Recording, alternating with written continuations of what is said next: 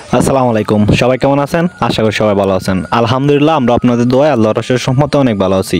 তো অনেকদিন যাবত চিন্তা করতেছি, আমাদের এই মুরগগুলা যে আছে, এই মুরগগুলার পাশে আমাদের ফিঞ্জিরার মধ্যে যেখানে বোর্ডিং করি ওইখানে কিছু মুরগ ছিল, যেগুলা আমাদের দেশি মুরগির তোলে, মানে যেটা আমরা গ্রাম্য ভাষায় বলি কুরসিতে বসে, মুরগির কুরসির মাধ্যমে আমরা বাচ্চা ফুটিয়েছিলাম। ওইখানে প্রায় 15-16টার মতো বাচ্চা আছে। ওই বাচ্চাগুলো প্রায় এখন অনেক বড় হয়ে গেছে। ওই বাচ্চাগুলো অনেকদিন ধরে ভাবতেছি যে এই ছোট বাচ্চাদের সাথে মিক্সকার করে ফেলবো, তো ওইটা করা হয় নাই কারণ বিভিন্ন কাজের কারণে। আর এই যে এখানে যে আমাদের মুরগগুলো দেখতে পারতেছেন, দেখতে কত সুন্দর লাগতেছে, সবাই একটু মাশাআল্লাহ বলবেন।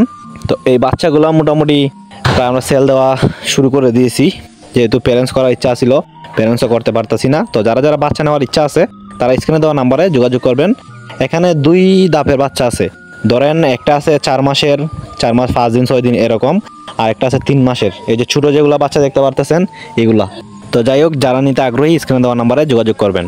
এখন চলেন আমি আপনাদেরকে দেখাই আমাদের ছোটো ফিঞ্জিরাটা, বোর্ডিংয়ের ফিঞ্জিরাটা খালি করার মেইন কারণ হচ্ছে এইগুলা ডিম।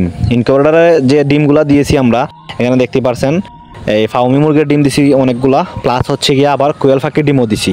এখন এই বাচ্চাগুলো মোটামুটি ফুটার একটা টাইম চলে আসছে, প্রায় 10-12 দিন হয়ে গেছে, আর বড় যে 8 থেকে 9 দিন আছে। তো এখন কি করতে হবে আমাকে, এই ডিমগুলো ফুটার আগে মুহূর্ত বাচ্চা যে বোর্ডিং করার জায়গায়, ওই জায়গাটা খালি করতে হবে। ওই জায়গাটা খালি করে প্রায় 6-7 দিনের মতো, 10 দিনের মতো খালি রাখতে হবে। ভালো করে জীবাণু নিষ্কাশনের ওষুধ দিতে হবে।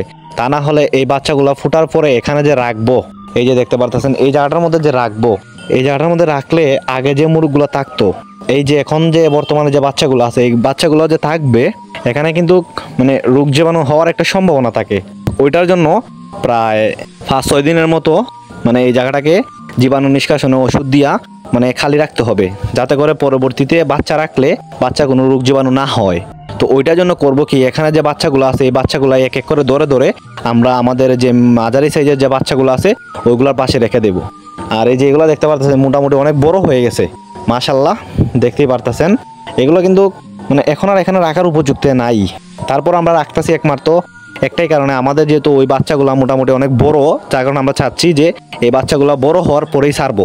এখন যেহেতু মোটামুটি অনেক বড় হয়ে গেছে, তাই চিন্তা ধারণা করতেছি আজকেই এই বাচ্চাগুলো এখান থেকে অন্য জায়গায় নিয়ে নিব, আমাদের মাঝারি যে বাচ্চাগুলো আছে ওইখানে নিয়ে নিব। তো আপনারা সবাই দেখতে থাকুন, একা একা কাজও করবো, ভিডিও করব, ওইটা অসম্ভব একটা জিনিস। ওইটার জন্য আমি আপনাদেরকে হালকা টুকটাক কিছু দেখানোর চেষ্টা করি।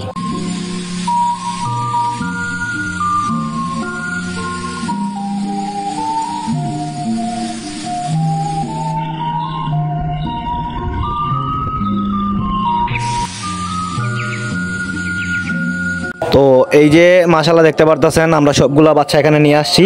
এখানে নিয়ে আসার কারণে দেখেন মোটামুটি অনেক সুন্দর লাগতেছে। আর এখন একটাই কথা, এই বাচ্চাগুলো যাতে এগুলোর সাথে ভালো করে একসাথে মিক্সকার হয়ে যায়।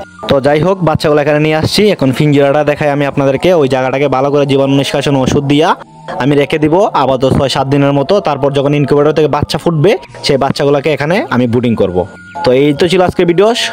যদি ভিডিওগুলো আপনাদের কাছে ভালো লাগে থাকে তাহলে প্লিজ আমাদের চ্যানেলটাকে সাবস্ক্রাইব করে পাশে থাকবেন। ধন্যবাদ সবাইকে, আসসালামু আলাইকুম।